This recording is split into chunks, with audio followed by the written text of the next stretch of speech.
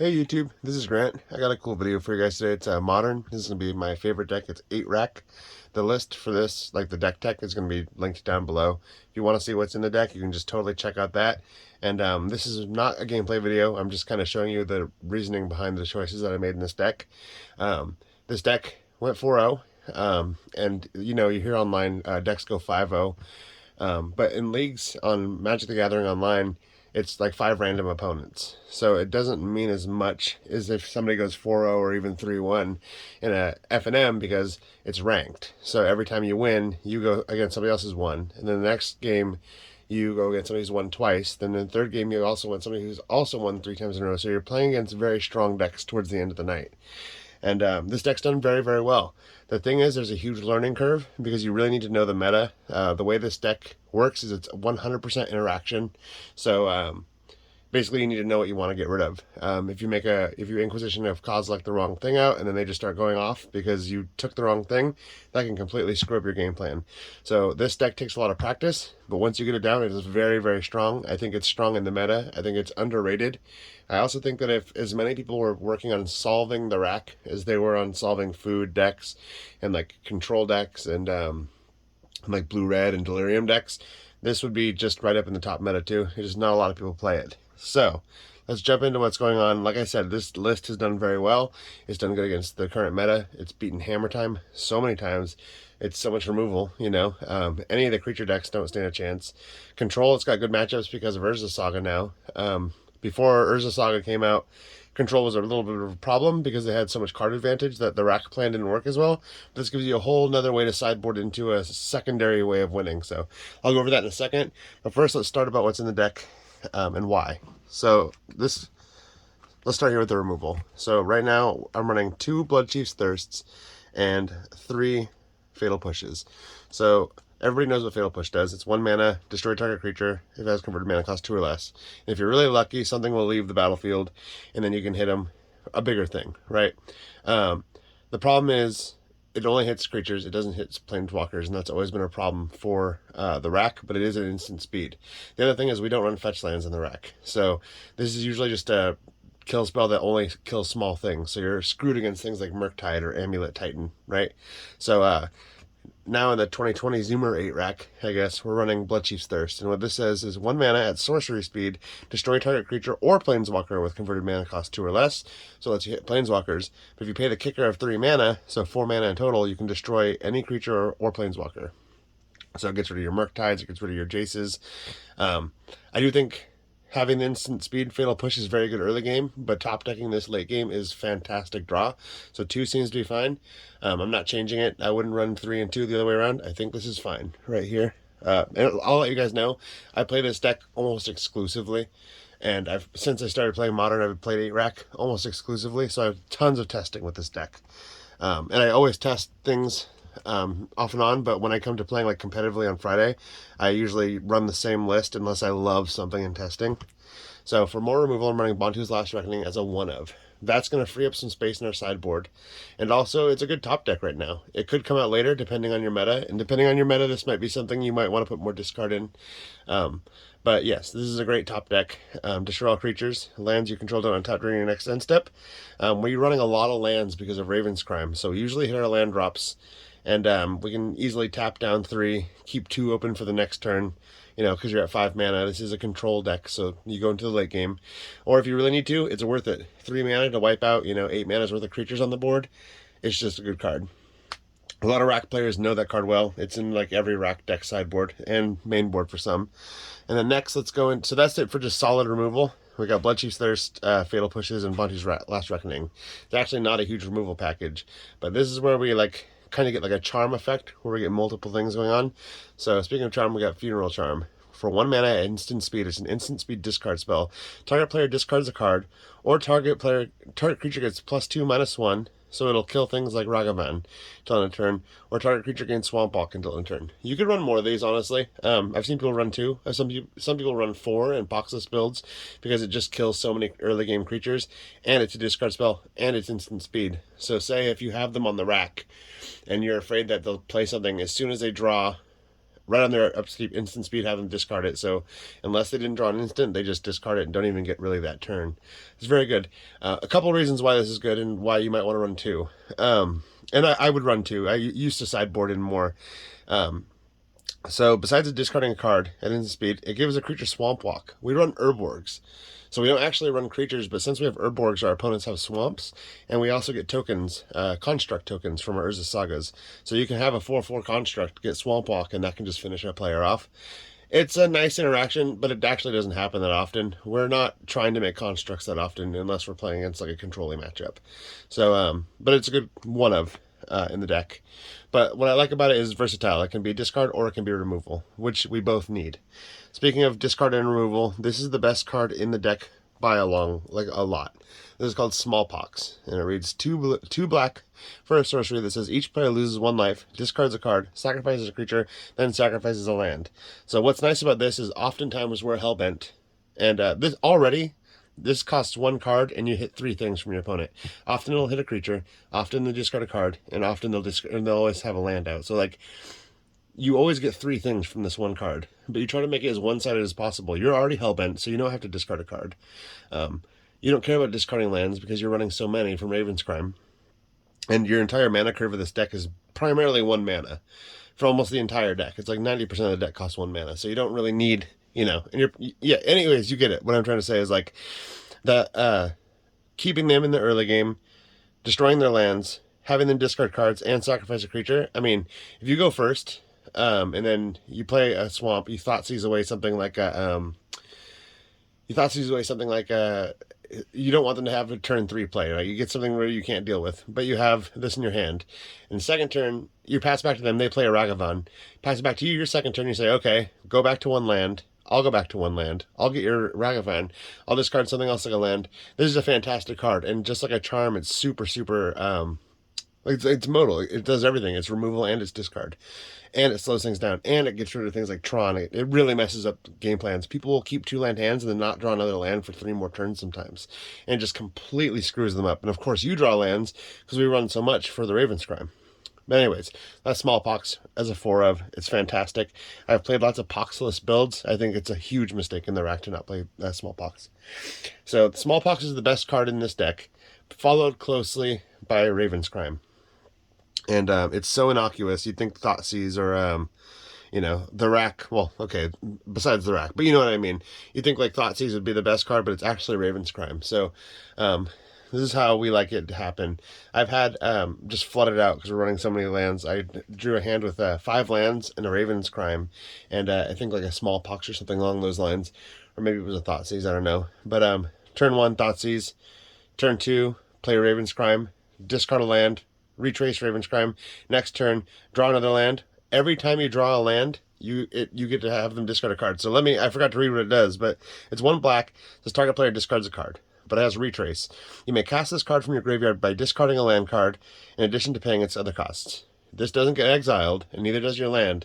So if you discard your land, you can play this again. So every time you top deck a land, it's like you're top decking another one of these. So it turns all of your land slots into discard spells, which is insanely strong. And there's times where I've chained 3 of them in 1 turn, where I had 3 mana out, had enough mana in hand where I pitched 3 lands, had my opponent disc 3 cards. Now we're both out hands, but I got 2 racks on the field, so they're taking 6 damage. I don't really need a hand when I'm doing 6 damage to them. If I have a Liliana on board, I can just keep us both hellbent, This is a fantastic card. So definitely run Raven's Crime. Thoughtseize is you probably know what it is, but it's 1 mana for a sorcery, 1 black mana that says target opponent reveals their hand. You choose a non-land card from it, and they have to discard it, and you pay 2 life for that effect. And then similarly is Inquisition of Kozilek. It's 1 black for also a sorcery. It says target player reveals their hand. You choose a non-land card that costs 3 or less, so you can't hit like a Karn with it, but you can get rid of an Expedition map with it, and you can get rid of a Ragavan, and you can get rid of counter spells and things you want to get rid of. Generally, you'd rather have an Inquisition in Modern. It just does just as much because of how fast the format is as Thoughtseize, but it doesn't cost you any life. And the only time I'd rather do a turn 1 Thoughtseize over Inquisition is probably if I'm playing like Living End, because I just want to make sure I get rid of their the stuff that costs more that they can evoke or cheat in. So here's the only really piece of contention. A lot of this stuff you're going to see in other rack builds. This is called Mind Rake, and well, I'll read this for you. So it's 2 and a black. It's 3 mana. Target player discards 2 cards. So usually what people play is Wrench Mind, and that's totally fine if you do. I think they both have their ups and downs right now. Like I said, I've played a lot of rack. Um, I was very, very hesitant to try this, but a very trusted person told me to try it. A guy goes by Turn One Thoughtseize on Twitter. Got a lot of followers. He's very well known in the Magic world. He plays Moto. He streams Moto. He's a guy that he knows Magic very well. Goes to GPs, and he said try Mindrake because he plays the rack too and Pox builds. And one of the problems I was having is against Hammer Time is they'd have 2 hammers in their hand, or they'd have something, and I couldn't get them discarding down enough. Or they would with Wrench Mind says 2 black, black. Target opponent discards 2 cards, or they can discard an artifact. So if you're paying 2 black mana to have them discard 1 card that they choose, and I lose a card 1 for 1, and it's a bad card. You would never want to run a card that says 2 black mana, target opponent discards an artifact. So it's bad in that case. This is bad also in the case where you have to pay 3 mana for it. If you have a really good hand and you want to... So let me read what this does real fast. So it says 3 mana, 2 colorless and a black. Target player discards 2 cards. But you can pay less. You can pay 2 mana for it, for its overload. And if you cast with overload, it's each player. So me and you both discard 2 cards. But I had to play this too, so I'm discarding 3 for you to discard 2, right? But here's why this doesn't matter. A couple things. So now that Urza Saga got printed out and Mishra's Factory got brought to Modern, we're running a lot of colorless lands. We rely heavily on Urborg. That's why it's in the deck. But we also have a lot of swamps too. But every once in a while, it's just going to happen. You're going to start your hand and it's going to have a swamp in it. Great for your turn 1 Thoughtseize. Then you're going to have a Mishra's Factory. And then you're going to have an Urza Saga. And you're like, fuck, it's a 3-land hand. I don't really want to mulligan. I'll keep it, right? So what's nice about these types of cards is that most of the stuff in my deck costs 1 black. And then colorless, almost everything has 1 black. So I can keep a 1 black hand. Fine. That's totally fine. But with Wrench Mind, sometimes you're holding on to it and you're just hoping you top deck a swamp. For the most part you will, but sometimes you don't. This is nice because you can just play it with 1 black pip. This is also nice as a top deck. So say if you're already hellbent, you're playing down, you got Liliana, you're playing something in turn, then causing each of you to discard. Because what Liliana does is +1, each player discards a card, so you have to discard 2. So you're hellbent, then you rip this off the top and your opponent's got a hand. Well, you say, okay, I'll overload it for 2. Both of us discard a card, or discard 2 cards. You already don't have a hand anyway, so you're just tearing apart their hand. It's a better Wrench Mind in those cases. There is other rack players that prefer this card, and there's other ones that prefer Wrench Mind. So it's not like I'm crazy for playing this. This is a known thing. But you're not crazy either if you don't like it. If you think that Wrench Mind is better, then play Wrench Mind. It's definitely a point of contention within the rack Facebook groups and rack discords that I'm in. But I personally think that 2 Mindrake is better than 2 Wrench Mind. And since these are so cheap, just playtest them. Get Wrench Mind, get Mindrake, and as you're playing the rack, swap them out and see what you think. I've definitely playtested both, and I do think these are better. So that's that. I won't drag on any more about that. The rack effects. So the deck is called 8 rack because you run 8 of these things called the rack. They're not, you run 4, but with the Urza Sagas you can tutor up another 4, so that makes 8, and then you also have Shrieking Affliction. But so what the rack does is it says 1 mana. It's an artifact that says when it enters the battlefield, choose an opponent. You choose your opponent, and then it says at the beginning of your chosen player's upkeep, the rack deals X damage to that player, where X is 3 minus the number of cards in their hand. It's a little weird wording, but it's 3 minus X. So say if they have 1 card in their hand, then you'll do 3 minus X damage. 3 minus 1 damage, you'll do 2 damage. Say if they have 5 cards in their hand, then it'll do 3 minus 5, it'll do 0 damage. It'll do nothing. So you want to have them to have 2 or less cards in hand. So if they have 2 cards, they take 1 damage, because it's 3 minus 2. If they have 1 card in hand, they'll 3 minus 1, they'll take 2 damage. If they have 0 cards in hand, they take 3 damage. So that's literally it. And then Shrieking Affliction is another copy of something similar. And what this says is, for 1 black mana, it's an enchantment. At the beginning of each opponent's upkeep, if that player has 1 or fewer cards in hand, he or she loses 3 life. So this, they need to have 2 or fewer to take damage. This, they need to have 1 or fewer. But if they do, say you have 1 of each of these, and you get them down to 1 hand, on upkeep they're taking 6 damage. Now you got to remember, in Modern, people dump out their hands. They'll play Ornithopter, Memnite, play this, and it comes back to my turn. I'll make you discard 2 cards. Now they basically don't even have a hand anymore. I play a Rake and they're starting to take damage every turn as I'm Bantu's Last Reckoning, getting rid of their field, or just putting in Snaring Bridge to stop them. So yeah, that's how the deck works. It's called 8 Rake.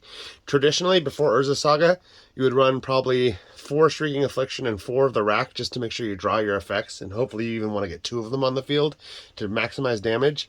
Some people would play Davriel, who's a Planeswalker who has a Rake effect built into him. He's a 3-mana Planeswalker that says, I think if they have 1 or less cards in hand, they take 2 damage, so it's just some extra damage. And he also makes some discard too. He's a good card. But now with Urza Saga, which I'll go into it later, but Urza Saga allows you to tutor for an artifact and put it directly into play. So, running 4 Rakes and 2 Shrieking Afflictions, you can always tutor it with Urza Saga, so you will get it every game. There's no worry about that. Then let's go into a couple of the one-ofs, and then it's just the lands, really. Oh, and Liliana, let's do that first. So Liliana of the Veil, we run 4 of these. Liliana reads 1 and 2 black. +1, each player discards a card. -2, target player sacrifices a creature. -6, separate all permanents target player controls into 2 piles, and they sacrifice whatever choice they make. So if you get to ultimate her, you're basically, she's a finisher. She'll help you win if the Rake isn't doing it. She keeps everybody hellbent. So even if you don't have any cards in hand, with her on the field, you always have a discard every turn.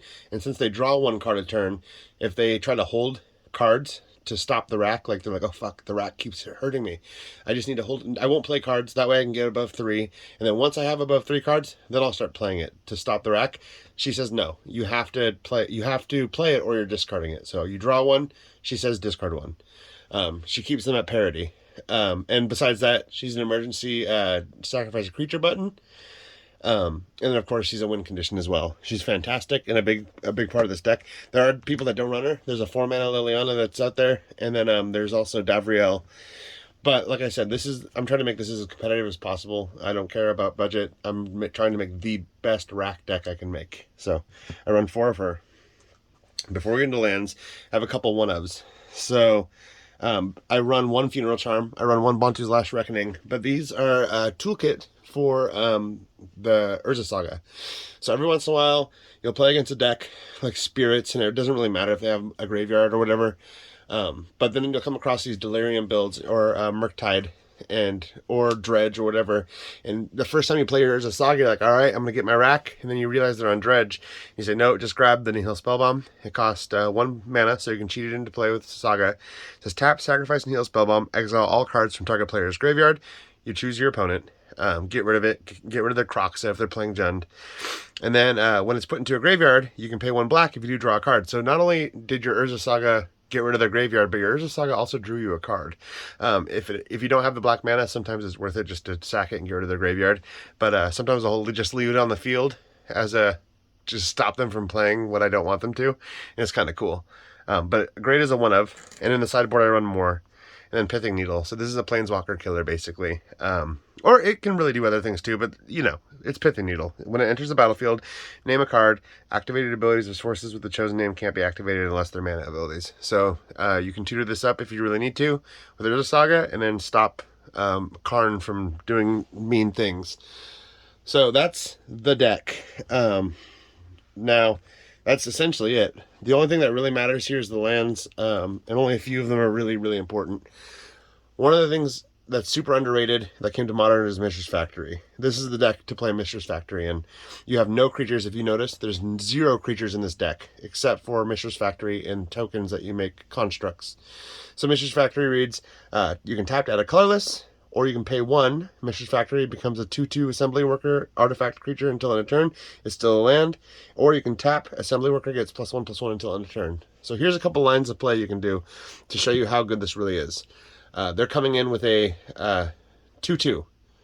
So I can say, all right, I will create a Mishra's Factory, and I'll pay the 1 mana, turn it into a 2/2 creature, right?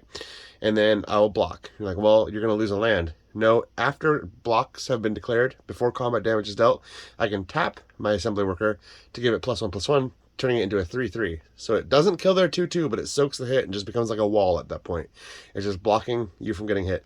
If you want to trade, it's worth it. If a Ragavan's coming in, I will trade a Mishra's Factory for a Ragavan any day. I'll just kill it.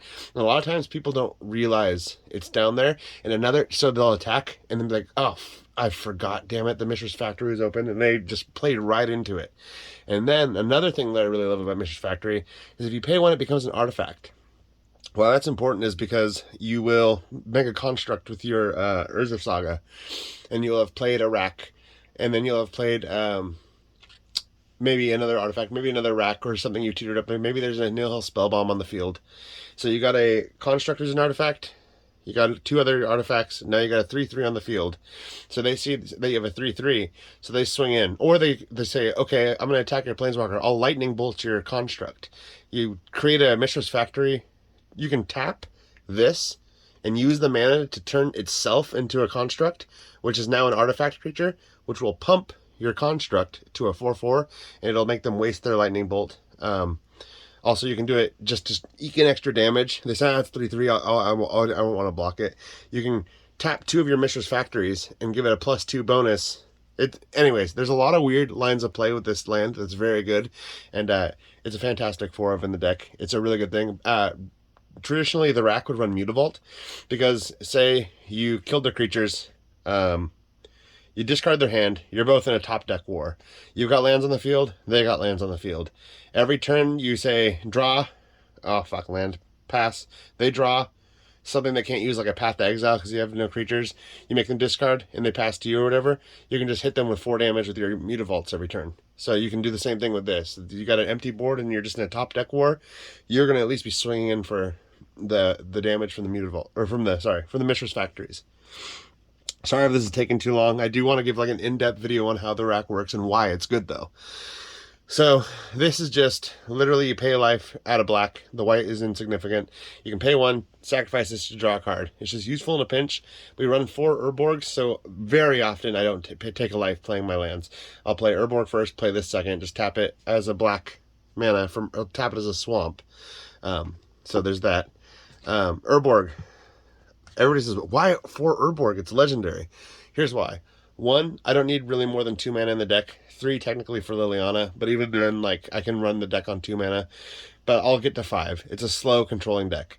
So if I play an Urborg and then I draw another Urborg, it's not a big deal for me to float the mana and then play Urborg and then just whatever. Because it is legendary, you can only have 1. Also, sometimes you'll get lucky and you'll see a creature you need to Fatal Push, and you'll float your mana, play your Urborg, it leaves the battlefield. Since a permanent left the battlefield, you turn on your Fatal Push. It's a weird thing that doesn't happen that often, but it can. But what also happens is you'll sometimes get a starting hand with an Urborg and a Mishra's Factory and a Nurturing or a Silent Clearing. And then, okay, you play, now you have all of them tapped for black. You don't have to take any damage. Sometimes you'll get hands where it's literally 2 Mishra's Factory and an Urborg as your starting hand, and you say it doesn't matter now. You're saved because you have 3 black mana on board. You can Ravenscrime, Ravenscrime, Ravenscrime because you have black on every one of your lands. So it's worth running 4 of. Don't listen to anybody who says run 3. They're wrong. Run 4. It just takes up a swamp slot. It's fine. I'll also say the most competitive decks run 4, and 4 Urza Sagas as well. It can be kind of a prison-y matchup at sometimes, but it's still the Rake. Urza Saga, 4 of them. Hopefully you guys know what this is. This is a new card from Modern Horizons 2. It's what gave a big breath of life into the Rake. It says, on the first turn it comes in, you get a lore counter, and you get one every single turn, but it can tap to add a colorless. On the second turn, it gains pay 2 and tap the land to create a 0/0 colorless construct token. That's an artifact that gets +1/+1 for each artifact you control. On turn 3, you sacrifice Urza Saga, search your library for an artifact, and that costs 1 or 0, and you can put it directly into the battlefield, and you shuffle your library. So it still has all of these abilities right up into the point where it sacrifices. So you get 2 constructs out of this, which people didn't know that at the beginning. But turn 1, you get your mana. Turn 2, you can create a construct. Turn 3, you untap, you draw, and then it goes up to 3. And in response to the sacrifice being on the trigger, in response to getting the 3rd counter, that part, you can say, while that's on the stack, I'm going to create a construct token, and then it sacrifices, it's gone. You can also float the mana on it too if you don't want to create the construct token. So it's very, very good. But you already saw you can get Pithing Needle with it, you can get your Heal Spellbomb with it, you can get Expedition Map, you can get a lot of things with this. So you can get Shadow Spear. People are doing that in other decks, but that's what it does. Then I think after that it's just Swamp. Then I'm running the rest Swamp. I'm running 23 lands. 24 I think would be better. But 23 has not been bad at all. It's been doing fine. 24 is a nice plan for hitting off of the Raven's Crimes and Smallpoxes, but I do think 23 is correct. Other than that, that's the deck. So the sideboard is completely 100% meta dependent. My sideboard changes a lot depending on what's going on. I'll go over it real fast, but it doesn't really matter. There are certain cards, though, no matter what it seems like the meta is, I'll always put in my sideboard, so maybe that'll be worth mentioning. Right now, there's a lot of blue-red decks out there. So I'm running Duress and Delirium Skynes. So there's a lot of card advantage. There's a lot of Mishra's Baubles going on. So when you top deck a Delirium Skynes, your opponent's pissed because they're like, haha, you're not hitting me with the rack. I decided to hold it off. I'm a control deck too, so I'm kind of stopping you from hitting me with these things. I killed your construct tokens. Your racks are on the field, but I've got enough card advantage where I'm holding 3 cards. The rack's not doing anything to me. I just gotta wait until I can get a Planeswalker. You know, there's a lot of those things like that. But what Delirium Skyne says, for 2 and a black, each player discards 3 cards. You're playing something every turn. You're trying to discard them down. You're playing you're playing your Thoughtseizes as they come in. You're trying to get rid of Planeswalkers. You top deck this, and you just shred their entire hand and start getting them in with the rack. So this is an amazing. I always have these in my sideboard. The other one that I love to run is Duress. Now, these could come out depending on your meta, but this is just generally good, especially after Modern Horizons 2. Duress reads, pay 1 black mana for a sorcery speed. Target player reveals their hand. You choose a non-creature, non-land card and take it out. So it's basically a Thoughtseize because it can hit any creature or it can hit anything except for creatures. So and controlling matchups and combo matchups, this is basically like having 2 extra copies of a better Thoughtseize because they don't have creatures anyways. This is a fantastic card. And if you're on a budget, you could main deck them. Honestly, they're plenty good. For control, I would always run these 2. I would always run Bantu's Last Reckoning. Sometimes you're going to have matchups against creature heavy metas, and these just shut it down. With the 1 in the deck, that means you can run a total of 3. It's a 3 mana play, so you don't really necessarily want it in your starting hand, unless of course you're playing against like humans or something. You want to have it as soon as possible. But yeah, so this, like I said earlier, then usually what the rack traditionally would run is 4 Leyline of the Void, but instead now we're running 1 of these main deck and 3 sideboard. You will probably draw 1, and if you don't draw 1, you'll draw an Urza Saga. And graveyard decks take a couple turns to finally start going off and getting the graveyard useful. It takes even longer if you're playing against Delirium. They're not like a freaking what's it called, dredge deck where they're just going crazy with their graveyard. Immediately hit the ground running. They kind of like accrue value over time, and they want to hit their Murktide, and they kind of build it up to it, and their Darcy gets bigger. But by that time, you should be able to have hit one of these or an Urza Saga, and then just grabbed one, and then slowed the game down, completely shut off their plan until you've drawn into a Bloodchief's Thirst or a Bantu's Last Reckoning or something to get rid of their creatures and shut them down. So these are fine. They're doing fine. Leyline of the Void has actually been actively bad. These have never been bad because I can draw a card out of them. That's the difference. Leyline of the Void has been bad. I've mulliganed twice, didn't get it, didn't want to go down to 5 cards. Said, screw it, I'll play the game on last. Then the next card I draw is Leyline of the Void. It costs 4 mana, and I have to play it. And it doesn't exile their graveyard, so when it comes into play, all the cards that were in their graveyard, you're already lost. You lose at that point. This is always a good top deck, even if you're not against a graveyard deck, because you can draw a card off of it. It cantrips. So yeah, that's run 3 of these. And then this is kind of a meta call. I run them. I play a lot of Prisoning matchups in the sideboards. I run 4 Ensnaring Bridges. If you look at the deck link, I'll probably say 3 because I do sometimes take one out. I'll take this number out and run. If there's a lot of control builds, I'll take out an Ensnaring Bridge and a Dismember, and I'll pop in probably a Expedition Map just to grab more sagas for more construct tokens, and maybe another Hex Parasite if I'm running into a lot of control matchups and like Planeswalkers and Jund decks. But yeah, so that's it. And then lastly, oh yeah, I should talk about this, and I did save the best for last. I can't believe I almost skipped over it. Hex Parasite 1, you can tutor for it with Urza Saga. It says pay X and a Phyrexia mana. Remove up to X counters from target permanent. For each counter remove this way, Hex Parasite gets +1/+0 until end of turn. So here's why this is important. You have Urza Saga on the field. Your opponent is a dick, and they played Chalice on 1, and you have your entire deck shut down. You drew an Urza Saga, and you said, perfect. This is why I'm probably going to run 2 in the future in my sideboard. It really does hurt the rack. So you say, okay, I'll float the mana off my Urza Saga. I'll go look for an artifact. Play Hex Parasite. I use the mana I floated and pay 2 life. Take your Chalice down to 0. Okay, I can play Magic again.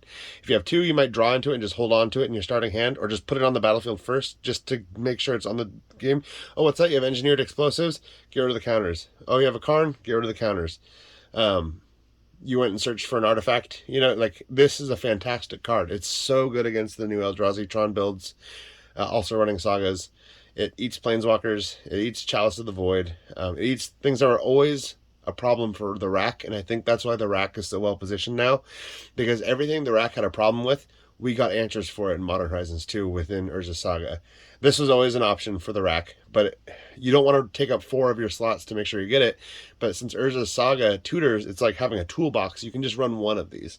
Against control matchups, it's horrible for them to waste cards like Prismatic Ending, getting rid of a token, which cost you no mana. They're at card disadvantage now. They're -1. They got rid of your token, but they had to waste a card on it. If you keep making more tokens, then they have to keep wasting their cards or they die. You can attack their Planeswalkers, which are a problem. We had nothing to get rid of Planeswalkers, but we got Bloodchief's Thirst.